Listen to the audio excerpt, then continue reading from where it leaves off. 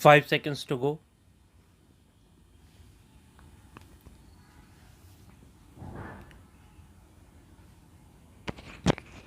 Start. There is someone who said truth is learning from facts, and I am grateful to my colleagues for giving me this opportunity to know firsthand what are the inadequacies, what are these challenges that police services face in our country in discharging their onerous duties. I have listened with great respect to the presentations that have been made, and I do feel that the time has come when we should be integrating policing into our planning for development purposes.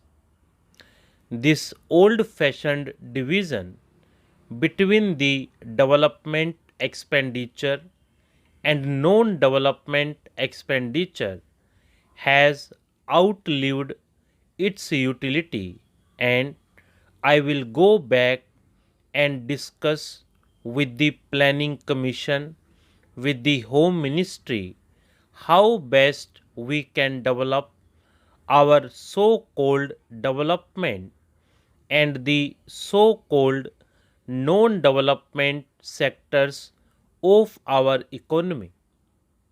I do feel listening to the presentations that have been made that there is an urgent need to look into the future, what type of police system our country needs in grappling with the challenges that are now on the horizon, and where we are, how much distance we have to travel in order to ensure that we provide our country a police system which is adequate to the challenges that our country faces.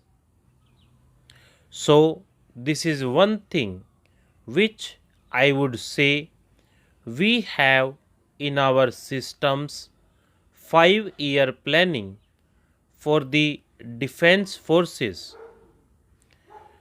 I would suggest to the Honorable Home Minister that maybe time has come we should form a 5-year or maybe a longer term perspective plan which would take into account the imperative need for upgrading our technology, our human resource strategies, and all the other related subjects which have been discussed. In particular, I was very fascinated by a suggestion that in certain insurgency affected areas, police should be involved in development work. I am reminded by what my esteemed friend, who was at one time Cabinet Secretary in the Government of India and the Chief Secretary of Odisha. He told me about the link between the police system and the development works.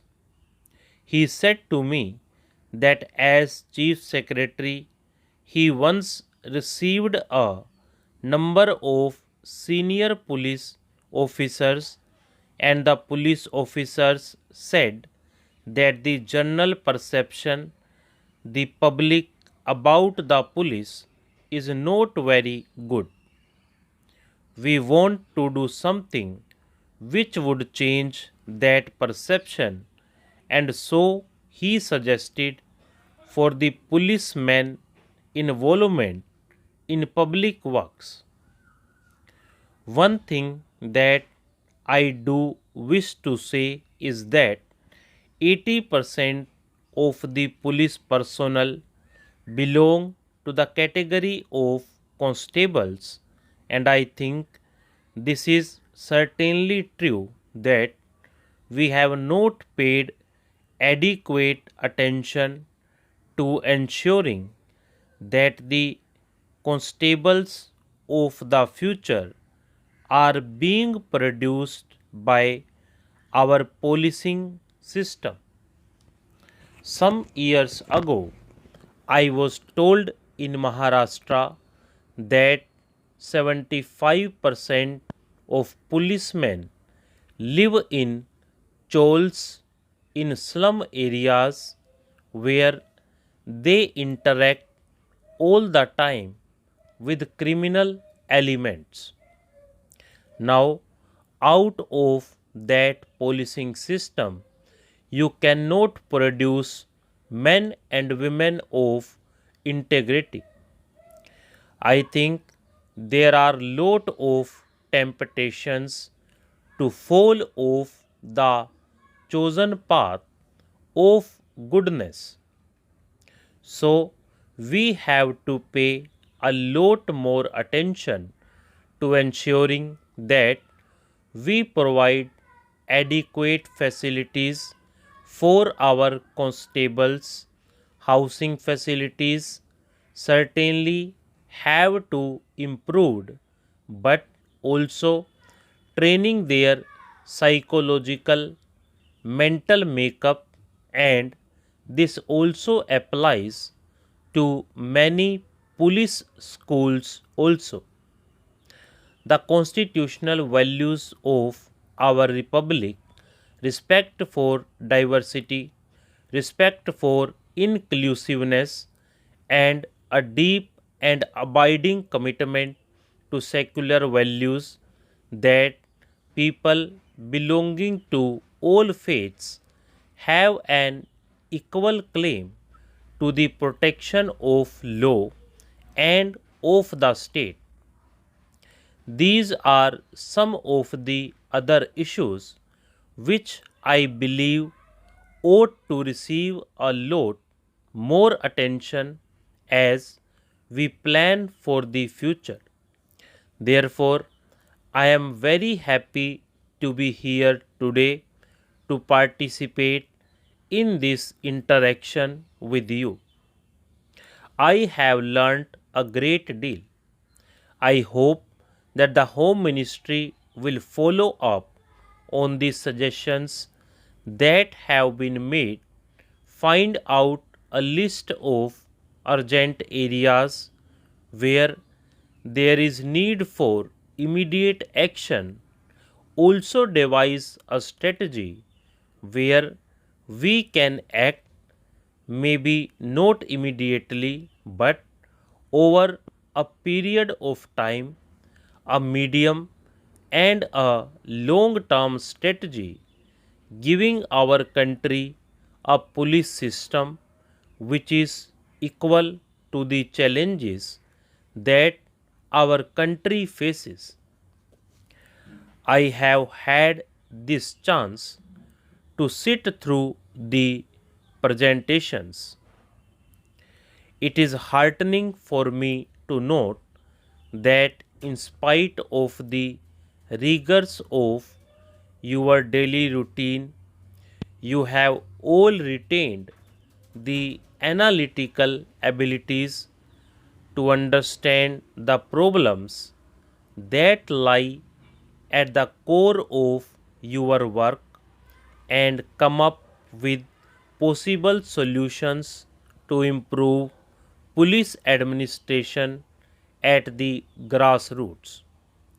The ability to analyze and resolve issues in a turbulent and changing world, keeping in view the larger national interest, is the fundamental reason why this country needs an all India service like yours. You have been charged with the onerous responsibility of maintaining law and order and in ensuring peace and security across the length and breadth of our country.